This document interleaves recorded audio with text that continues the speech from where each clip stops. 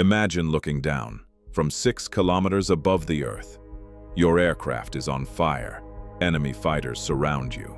Smoke fills the cabin. There is only one way out. You reach for your parachute and discover it's gone.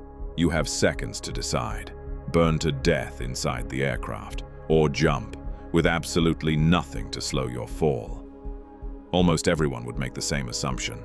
This is the end, but somehow, one man survived, not with a parachute, not with luck alone, but after falling nearly 18,000 feet.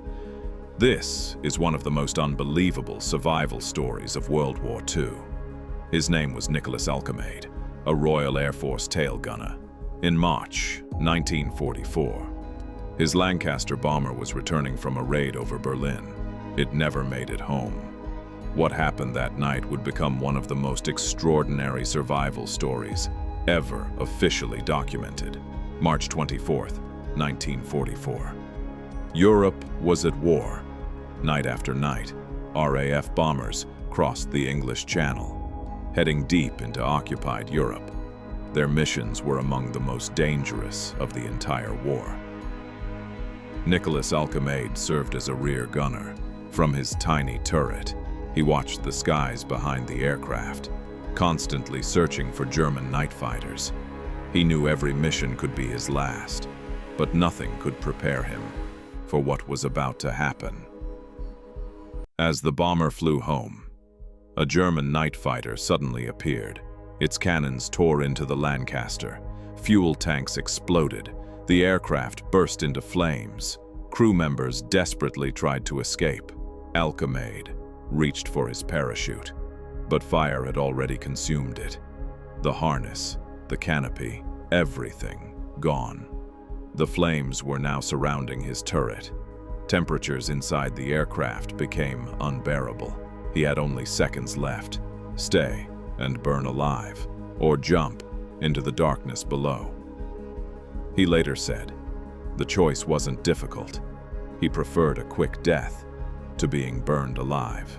So he climbed out, looked into the night, and jumped. There was no parachute, no safety line, only freezing air rushing past at over 100 miles per hour. Below him, nothing but darkness. He expected the impact within seconds. Instead, he remembered floating through clouds. Then, everything went black.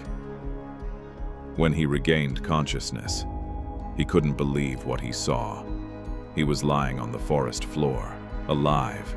Somehow, his fall had been broken. Below him was a thick blanket of snow.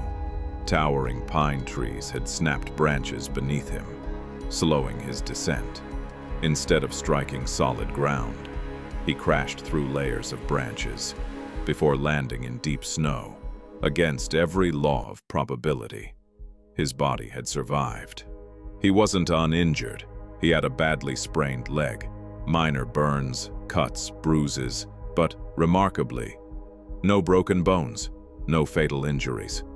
A fall that should have killed him instantly had left him able to walk. Eventually, German soldiers found him. At first, they refused to believe his story. They assumed he had parachuted. Surely nobody could survive a fall like that. They repeatedly questioned him. Then, they recovered the wreckage of his Lancaster. Inside, they found the burned remains of his parachute.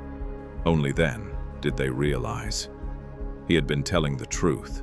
Even his captors were astonished. Nicholas Alkemade survived the rest of the war as a prisoner. He eventually returned home, where his story became one of the most famous survival accounts of World War II. Military investigators, doctors, and historians all examined the evidence. The conclusion remained the same. A man had fallen approximately 18,000 feet without a parachute and somehow survived. Sometimes, history produces stories that sound impossible until the evidence proves they really happened. If you enjoyed this incredible true survival story, subscribe for more unbelievable mysteries, historic disasters, and real-life survival stories. that sound too incredible to be true, but are.